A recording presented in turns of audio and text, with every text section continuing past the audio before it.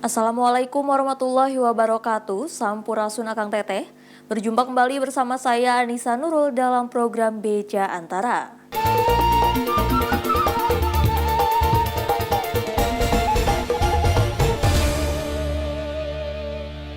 Wakil Menteri Hukum dan HAM Edward Omar Syarif Harij atau Edi Harij menemui panggilan Komisi Pemberantasan Korupsi di Jakarta pada Senin 4 Desember. Edward tiba di Gedung Merah Putih KPK sekitar pukul 9.38 waktu Indonesia Barat untuk menjalankan pemeriksaan lebih lanjut sebagai saksi dalam kasus dugaan suap dan gratifikasi.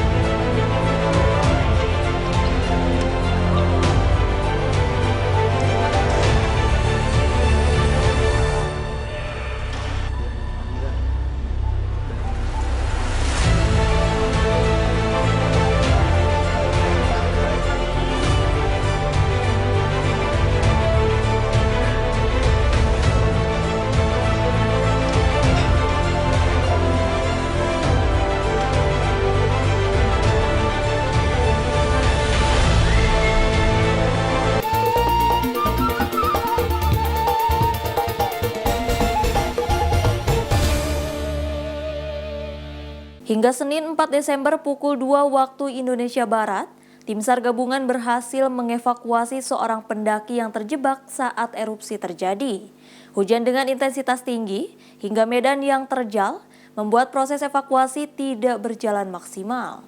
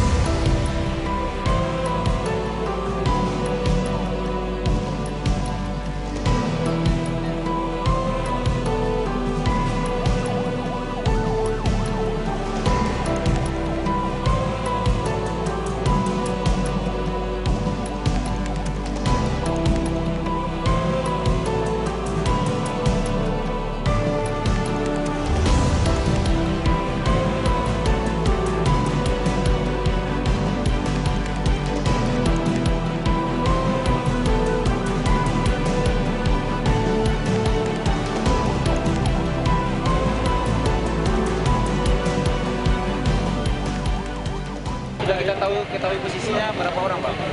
Itu enam orang.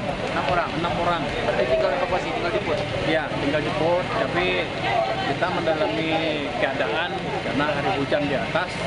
Kondisinya gimana, Bang? Kondisi yang satu lemah dan satu tidak tahu. Hipotermia. Ya.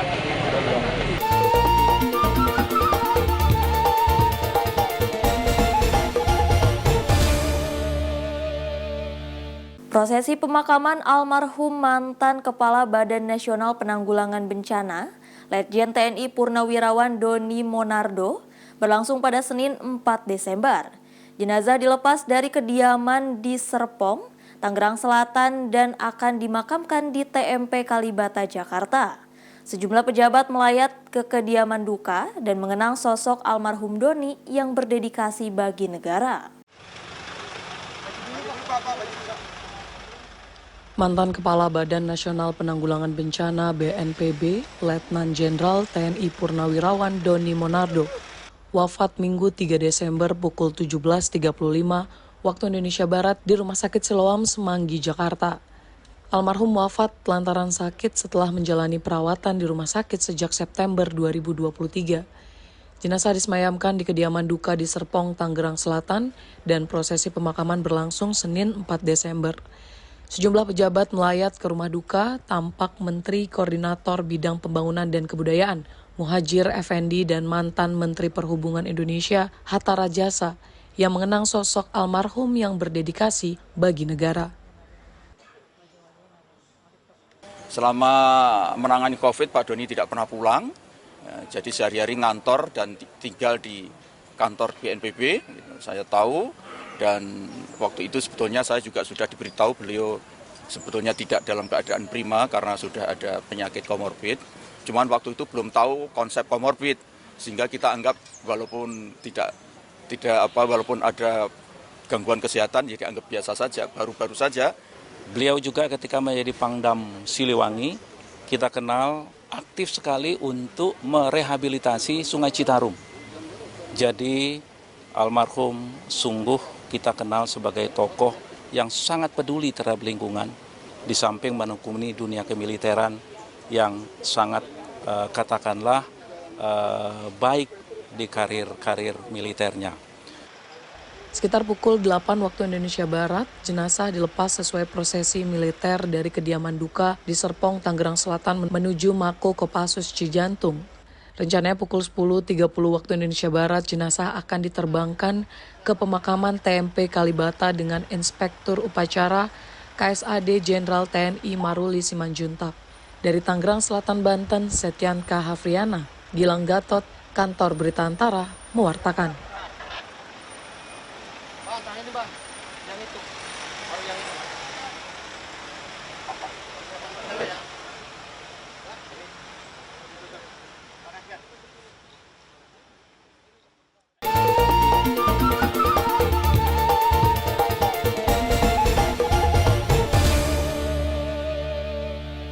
Calon Presiden nomor urut 3 Ganjar Pranowo melakukan kampanye politiknya di Kota Kendari pada Minggu 3 Desember. Dalam kesempatan ini, Ganjar bertemu para petani dan tukang beca di Sulawesi Tenggara.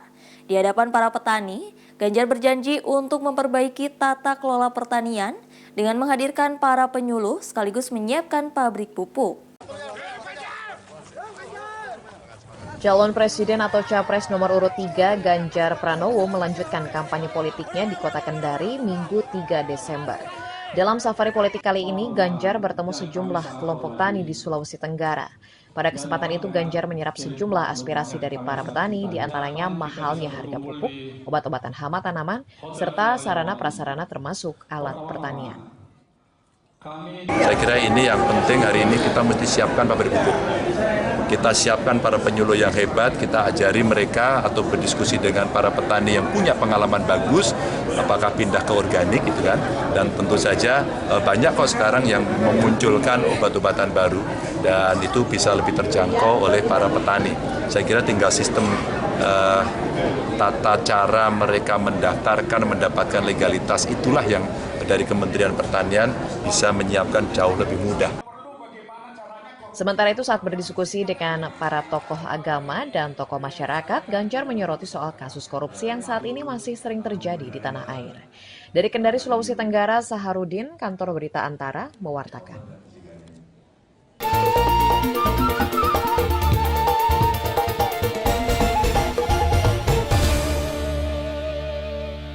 Wakil Ketua Dewan Pembina Tim Kampanye Nasional Pasangan Capres-Cawapres Prabowo Gibran, Agus Harimurti Yudhoyono pada Minggu 3 Desember, menanggapi soal isu peniadaan debat Cawapres yang beredar di masyarakat.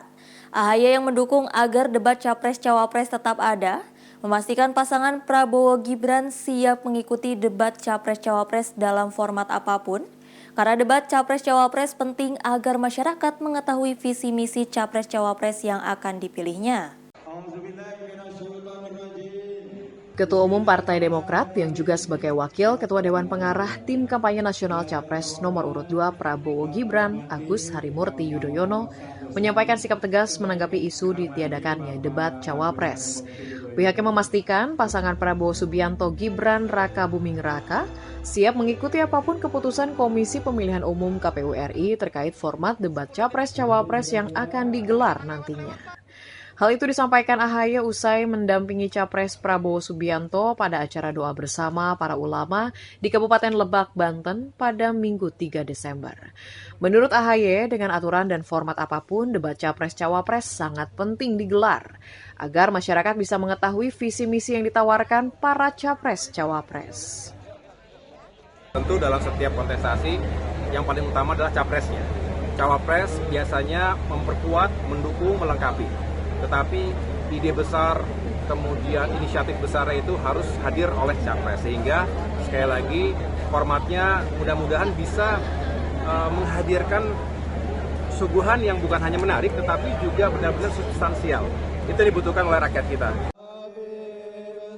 Forum debat Capres-Cawapres yang akan dikonsep KPU diharapkan tak hanya membuat masyarakat menjadi lebih paham tentang apa yang akan diperjuangkan para Capres-Cawapres jika terpilih ke depannya, tetapi juga bisa menggerakkan para pemilih datang ke TPS sehingga partisipasi pemilih meningkat dan pemilu jadi lebih berkualitas. Dari Kabupaten Lebak, Banten, Susmiatun Hayati, Kantor Berita Antara, mewartakan.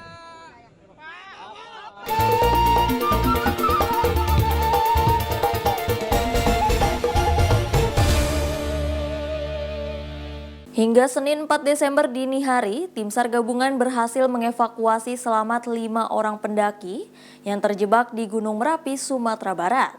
Para korban dirujuk ke rumah sakit di Kota Padang Panjang dengan kondisi mengalami luka bakar akibat semburan abu panas Merapi.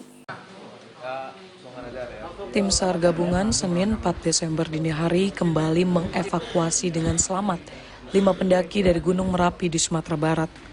Para korban yang tiba di pos pendakian Batu Palano, Kabupaten Agam, Sumatera Barat langsung dirujuk ke Rumah Sakit Yarsi di Kota Padang Panjang untuk mendapatkan perawatan intensif.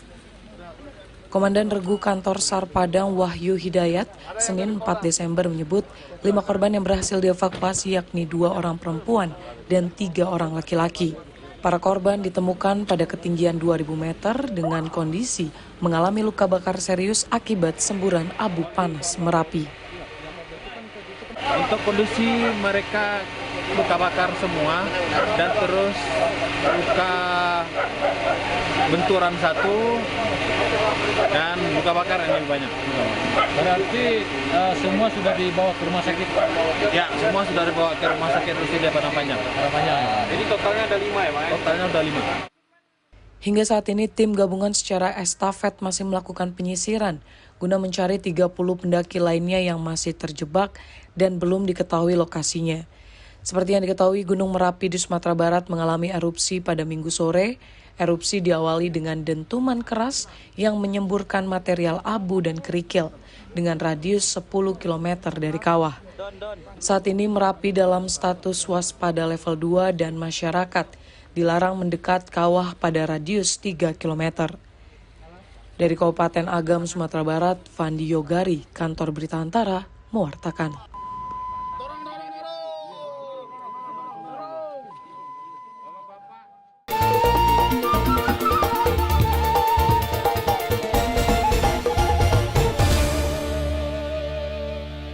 Calon Presiden nomor urut 2 Prabowo Subianto pada Minggu 3 Desember menghadiri kegiatan doa bersama ribuan ulama di kediaman mantan Bupati Lebak Mulyadi Jayabaya. Dalam kesempatan itu turut mendeklarasikan dukungan ulama dan para santri se-Kabupaten Lebak untuk memenangkan pasangan Prabowo Subianto Gibran Raka Buming Raka pada pemilihan Presiden 2024 mendatang. Ribuan ulama dan santri di Kabupaten Lebak, Banten, Minggu 3 Desember mendeklarasikan dukungan untuk pasangan calon presiden dan wakil presiden nomor urut 2 Prabowo Subianto Gibran Raka Buming Raka. Deklarasi tersebut dilakukan melalui kegiatan doa bersama yang diikuti oleh 2.000 ulama dan santri se-Kabupaten Lebak. Perwakilan tokoh ulama Kabupaten Lebak, Kiai Haji Pupu Mahpudin, turut membacakan deklarasi tersebut di hadapan Capres nomor urut 2, Prabowo Subianto. Pada sambutannya, Prabowo Subianto pun meminta dukungan agar para ulama ikut andil menggunakan kekuasaan hak politiknya dalam menentukan nasib bangsa 5 tahun ke depan. Saudara-saudara sekalian, tokoh-tokoh Banten yang saya hormati dan saya muliakan, terima kasih dukunganmu. Tapi terus terang, saya butuh lebih dari hanya dukungan. Saya butuh saudara-saudara bekerja keras untuk masa depan bangsa Indonesia. Kalau berbicara tradisi dan doa-doa yang baik dari para alim ulama ini sungguh diharapkan, dan tadi kita bersyukur sekaligus juga terharu sejumlah besar alim ulama yang ada di Banten, bukan hanya di Lebak, memberikan doa dan juga dukungan penuh kepada Bapak Prabowo Subianto. Turut mendampingi Prabowo, Wakil Ketua Dewan Pengarah TKN Prabowo Gibran, Agus Harimurti Yudhoyono pun mengaku terharu atas sambutan para ulama dan santri yang menyambut baik permintaan dukungan tersebut.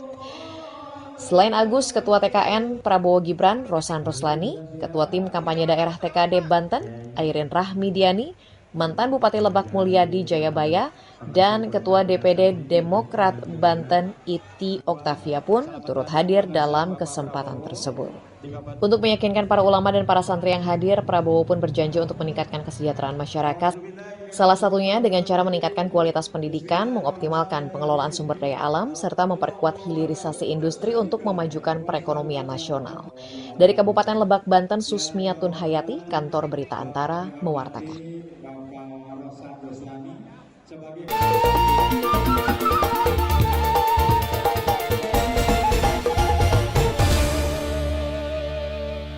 Ketua Umum PSI Kaesang Pangarep pada Minggu malam 3 Desember membuka kegiatan Jalan Santuy bersama simpatisan partai, sekaligus meminta agar warga Kota Madiun menyalurkan hak pilihnya pada pemilu 2024 mendatang.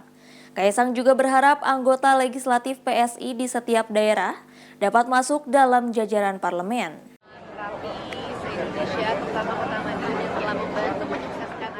Lapangan Pahlawan Business Center PBS Kota Madiun seketika padat setelah ribuan simpatisan Partai Solidaritas Indonesia PSI mengikuti jalan santai malam di kawasan tersebut. Agenda yang bertujuan untuk mengajak masyarakat agar berpartisipasi dalam menggunakan hak politiknya itu pun menjadi harapan dari Ketua Umum Partai Solidaritas Indonesia, Kaesang Pangarep, yang meminta warga Madiun untuk memberikan hak suaranya pada pemungutan suara Pilpres dan Pileg yang jatuh pada bulan Februari 2024 mendatang. Kaesang pun berkeinginan agar salah satu calon legislatif dari partainya bisa duduk di kursi parlemen, seraya partainya bisa terus berperan aktif dalam membangun bangsa. Madiun. Nasional. Ya, kok bisa setiap dapil ada. Ya, di atas. Pokoknya yang penting masuk parlemen. Ya pasti emang nggak boleh, emang salah untuk mengajak. Ya mengajak supaya jangan golput. Iya. Nggak nyoblos ke kakaknya sendiri? Enggak, saya nggak memerintahkan itu, saya nggak meminta itu. Saya juga bisa bilang ke warga sini untuk nyoblos Mas Gibran, untuk nyoblos PSI, tapi saya nggak melakukan itu. Dalam kegiatan tersebut, Wali Kota Madiun Maidi, Ketua Dewan Pembina PSI Grace Natali, dan pengurus PSI Jawa Timur dan Kota Madiun turut hadir pada kegiatan yang dimulai pukul 20 hingga pukul 23.00 waktu Indonesia Barat. Dari Kota Madiun, Jawa Timur, Rindu Dwi Kartiko, Kantor Berita Antara, mewartakan.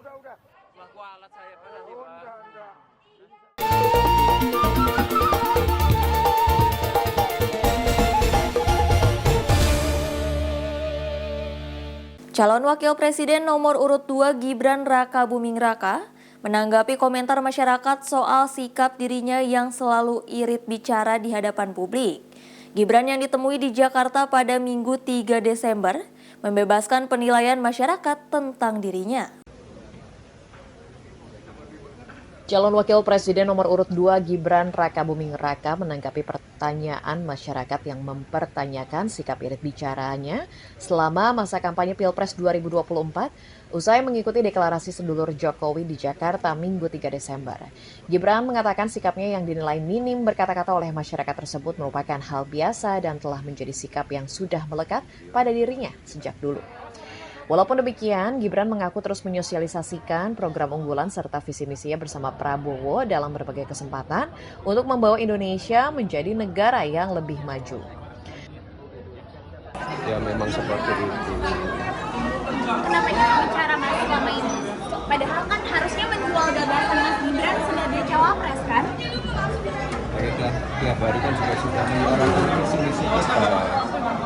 Tapi soal permohonan kirim gimana berarti Mas bermau?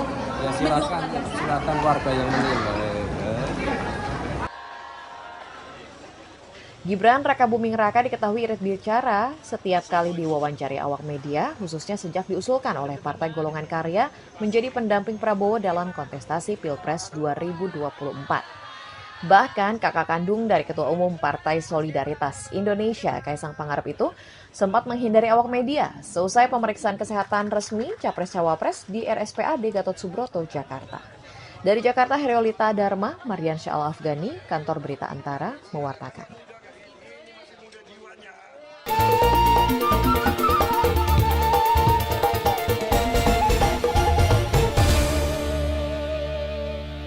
Puluhan ribu massa melakukan aksi bela di kota Ternate, Maluku Utara, menuntut peperangan antara Palestina dan Israel untuk segera diakhiri, karena peperangan sejak 7 Oktober 2023 lalu itu mengakibatkan belasan ribu orang yang menjadi korban di jalur Gaza.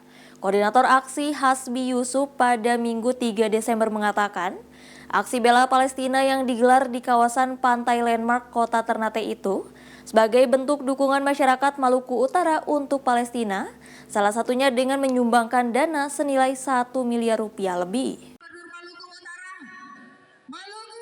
Ribuan masyarakat Provinsi Maluku Utara Minggu 3 Desember berkumpul di kota Ternate untuk menggelar aksi bela Palestina. Selain dihadiri oleh sejumlah organisasi masyarakat Islam dan umat Muslim, kegiatan ini juga diikuti oleh tokoh lintas agama, berlangsung sejak pukul 7 pagi hingga mendekati jam 12 siang waktu Indonesia Timur.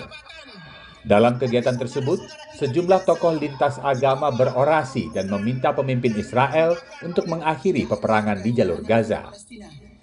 Peperangan yang meletus sejak 7 Oktober lalu sudah menewaskan belasan ribu warga Palestina dan menyengsarakan ribuan orang lainnya. Bahkan pihak yang menjadi korban pun datang dari berbagai agama.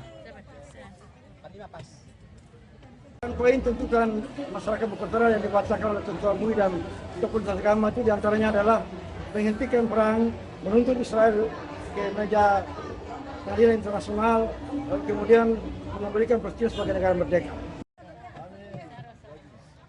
Selain orasi, juga dilakukan pengumpulan donasi untuk Palestina. Sumbangan sukarela dari warga Maluku Utara, tokoh lintas agama, serta simpatisan lainnya mencapai jumlah 1 miliar rupiah lebih. Bantuan ini akan digunakan untuk memenuhi kebutuhan masyarakat dan korban peperangan di jalur Gaza, serta untuk memperbaiki fasilitas rumah sakit Indonesia di Palestina yang rusak parah digempur Israel.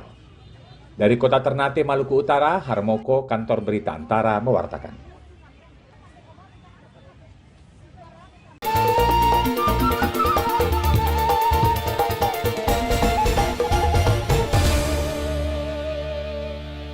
Otorita Ibu Kota Nusantara diproyeksikan menjadi ibu kota yang mencapai nol emisi karbon atau bahkan negatif emisi pada 2045. Kepala OIKN Bambang Susantono dalam peluncuran dokumen Nusantara Regionally and Locally Determined Contribution di COP28 Dubai Uni Emirat Arab pada Minggu 3 Desember mengatakan, salah satu sektor yang mendukung pencapaian itu adalah dengan percepatan reforestasi di wilayah IKN Nusantara. Otorita Ibu Kota Nusantara (OIKN) siap menjadi kota yang mencapai nol emisi karbon atau bahkan negatif emisi pada 2045 dengan menjalankan strategi tertuang dalam dokumen Nusantara Regionally and Locally Determined Contribution (RDLC) yang diluncurkan di sela-sela Konferensi Perubahan Iklim PBB COP28. Dalam peluncuran di Dubai, Uni Emirat Arab, Minggu 3 Desember, Kepala OIKN Bambang Susantono menyebut calon ibu kota baru Indonesia, Nusantara, akan menjalani strategi mencapai nol emisi karbon untuk mendukung target iklim nasional. Salah satunya dengan mengakselerasi upaya reforestasi hutan di wilayah IKN, dengan target mentransformasi 65% area daratannya yang saat ini terdiri dari hutan produksi monokultur menjadi hutan tropis dengan keanekaragaman hayati. As the world's first sustainable forest capital, Nusantara, the new capital of Indonesia, will not be just an ordinary green city, but a beacon of hope and action toward our sustainable future. Nusantara's ambition is to achieve the net zero emission by 2045, and it is a testament to our dedication to combat climate change. Dalam kesempatan yang sama, Direktur Jenderal Departemen Asia Tenggara Bank Pembangunan Asia ADB Winfried Wicklund menyebut pihaknya senang dapat mendukung OIKN membangun ibu kota baru yang tidak hanya hijau tapi juga akan dicintai oleh warganya. We in ADB are very delighted that we could support this because we think the role of subnational governments, of cities in particular, is very important to highlight in terms of achieving climate resilient communities. Secara khusus di sektor kehutanan, OIKN menargetkan dapat melindungi dan menekan deforestasi 59.000 hektar hutan asli dan mangrove yang masih tersisa saat ini. Akan ditingkatkan juga stok karbon dengan pemulihan lebih dari 83.000 hektar hutan industri, lahan gundul, dan lokasi pembangunan batubara di wilayahnya. Dari Dubai, Uni Emirat Arab, Priska Triverna, Kantor Berita Antara mewartakan.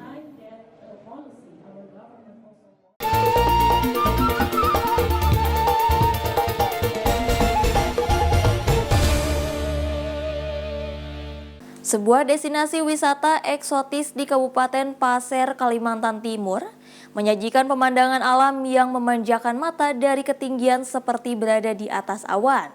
Tempat wisata itu adalah Gunung Embun atau Gunung Boga yang menjadi tempat favorit untuk berkemah atau sekedar menikmati waktu pagi dengan dikelilingi gumpalan awan.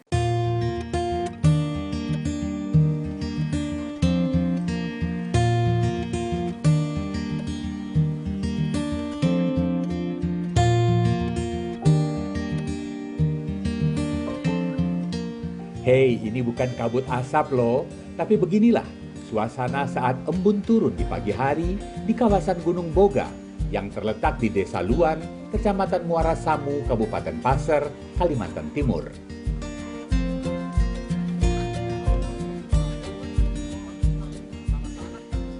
Tempat yang juga dikenal dengan sebutan Gunung Embun merupakan destinasi favorit bagi yang ingin berkemah, piknik atau berwisata alam, dan menikmati pemandangan dari puncak gunung.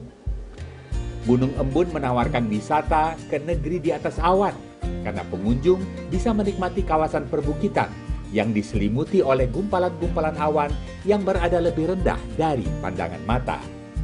Tak salah jika pemerintah Kabupaten Pasir menjadikan Gunung Embun ini sebagai destinasi wisata unggulan. Untuk bisa menikmati pemandangan dan sensasi terbaik, jangan datang salah waktu ya. Pemandangannya sungguh luar biasa.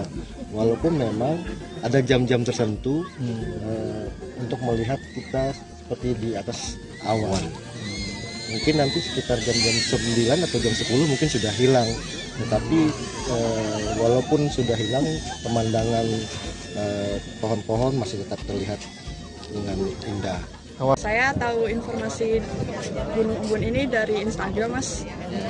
Terus kalau dari saya lihat itu sesuai sih ekspektasinya. Tapi memang saya kesininya kesiangan ya. Mungkin kalau datangnya lebih pagi, mungkin embunnya lebih banyak. Kalau dari destinasi ini udah cukup sih, mungkin makanannya, terus kulinernya mungkin ditambah bisa Mas. Terus tapi kalau saya lebih ke akses jalan sih, bisa mungkin diperbaiki, kan aksesnya lumayan susah ya kalau dibuat orang awam kesini gitu. Puncak Gunung Embun berada di ketinggian 263 meter di atas permukaan laut, berjarak sekitar 40 km dari kota Tanah Grogot, Pasir. Perlu waktu sekitar 45 menit untuk sampai ke puncak dengan menggunakan kendaraan. Destinasi wisata ini dikelola melalui Badan Usaha Milik Desa atau BUMDes, di mana sejumlah fasilitas yang tersedia merupakan bantuan pengembangan dari pemerintah Kabupaten Pasir, seperti gazebo, spot untuk bersuah foto, serta toilet dan juga tempat ibadah. Potensi wisata ini diperkirakan akan menjadi pilihan wisata bagi kawasan Ibu Kota Nusantara IKN. Nah, orang nanti akan butuh hiburan, butuh rekreasi. Jangan hanya rekreasinya cuma ke mall aja di Balikpapan. Mereka butuh rekreasi alam. Nah, kita siapkan ini salah satu. Di sini juga bisa dilaksanakan event olahraga para layang. Jika Anda berkunjung ke Gunung Embun, jangan hanya menikmati keindahan pemandangannya saja. Rugi rasanya jika tidak ikut mencoba olahraga para layang. Landasan pacu dan pemandu yang terlatih tentu saja tersedia untuk yang ingin uji nyali, terbang melayang di negeri di atas awan.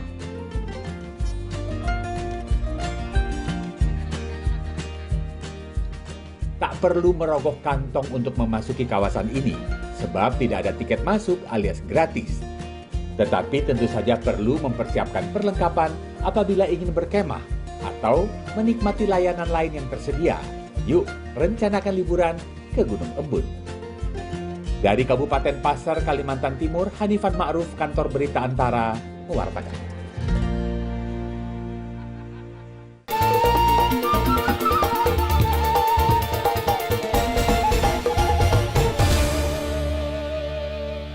Akang Teteh, demikian Beja Antara hari ini. Tetap saksikan Beja Antara setiap hari Senin sampai dengan Sabtu. Saya Anissa Nurul beserta kru yang bertugas pamit undur diri. Terima kasih. Wassalamualaikum warahmatullahi wabarakatuh.